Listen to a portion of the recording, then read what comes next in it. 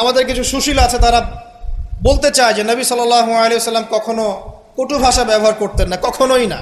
প্রয়োজন বোধে নবী সাল্লাল্লাহু আলাইহি ওয়াসাল্লাম বদদুয়াও করেছেন। প্রয়োজন বোধে নবী সাল্লাল্লাহু আলাইহি ওয়াসাল্লাম টানা 1.5-2 মাস ধরে বদদুয়া করেছেন। কোথায়? রাজির ঘটনা।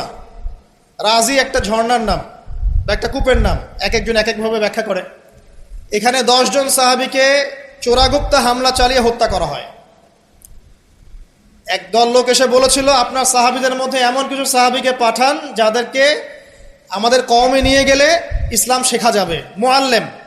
নবী সাল্লাল্লাহু আলাইহি ওয়াসাল্লাম 10 জন সাহাবীকে পাঠিয়েছিলেন।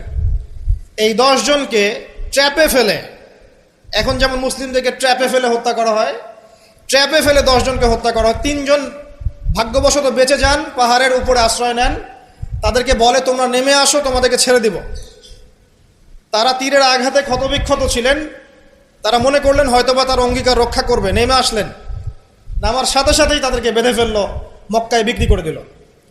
তাদের মধ্যে একজনের নাম খুবাইব রাদিয়াল্লাহু আনহু। খুবাইব রাদিয়াল্লাহু আনহু, যার নাম আমাদের যুব সমাজ জানে না। আমাদের যুব সমাজ শাহরুখ খানের নাম জানে, খুবাইব রাদিয়াল্লাহু আনহু নাম জানে না।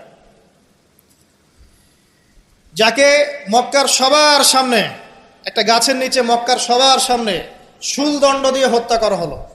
শুলদণ্ড মানে পিছনের রাস্তা দিয়ে কিছু একটা লোহার দণ্ড প্রবেশ করিয়ে মাথা দিয়ে বের করে দেওয়া। এই দণ্ড দিয়ে তাকে হত্যা করা হয়েছে। হত্যা করার আগে তাকে বলা হয়েছে, তুমি কি চাও? সে বলেছে, আমি 2 রাকাত নামাজ পড়তে চাই। এবং নামাজটাকে সংক্ষিপ্ত করেছে। সংক্ষিপ্ত করে সে হাত তুলে আল্লাহর কাছে দোয়া করেছিল, আল্লাহ, উপস্থিত যারা আছে এদের একটাকেও তুমি ছেড়ো না। ওয়াকতুলহুম বাদাদা, তাদের সবাইকে তুমি সবগুলাকে এক জায়গায় করে হত্যা করো। দেখা গেছে ওই সবার লাশ বদরের কূপে পড়েছিল। বদরের পরেও যে যুদ্ধগুলো হয়েছে এগুলোতে এরা মারা গেছে। বদরের পরে যে যুদ্ধগুলো হয়েছে এরপরে এগুলো মারা গেছে। আসলে ঘটনাটা বদরের পরেই সম্ভবত। যাই হোক, আমি যেটা বলতে চাচ্ছি, খুবাইব রাদিয়াল্লাহু আনহুকে তখন অপশন দেওয়া হয়েছিল যে তোমার জায়গায় যদি মুহাম্মদ সাল্লাল্লাহু আলাইহি ওয়াসাল্লামকে হত্যা করি, তুমি কি নিষ্কৃতি নিবে? সে তখন বলেছিল রাদিয়াল্লাহু আনহু যে আমার জায়গায় মুহাম্মদ সাল্লাল্লাহু আলাইহি ওয়াসাল্লামের একটা চুলকেও যদি আঘাতপ্রাপ্ত করা হয় আমি সেটাও বরদাস্ত করব না। এবং তিনি তখন একটা কবিতা আবৃত্তি করেছিলেন। বিভিন্ন কিতাবের মধ্যে কবিতাটা আছে, ওয়ালাস্তু বালি হিনা উক্তালু মুসলিমান, আমি কোনো পরোয়াই করি না যখন আমাকে মুসলিম হিসেবে মৃত্যু দেওয়া হচ্ছে। আলাই জামিন কানা লিল্লাহি মাসরাই, যে পাশেই আমাকে পাশ ফেরানো হোক না কেন, এই পাশ আল্লাহর জন্যই।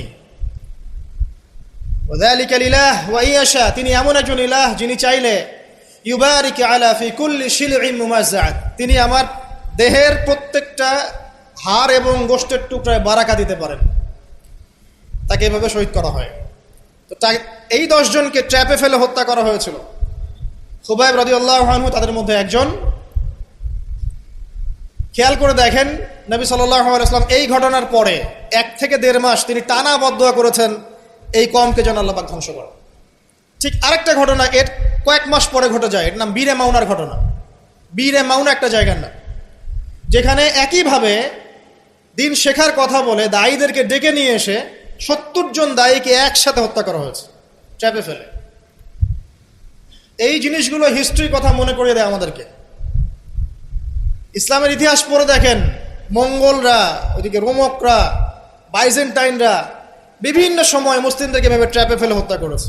মসজিদে ঢুকিয়ে চারদিক থেকে মসজিদকে পুড়িয়ে দিয়েছে, আগুন দিয়ে দিয়েছে। এরকম অনেক ঘটনা ঘটেছে ইতিহাসে।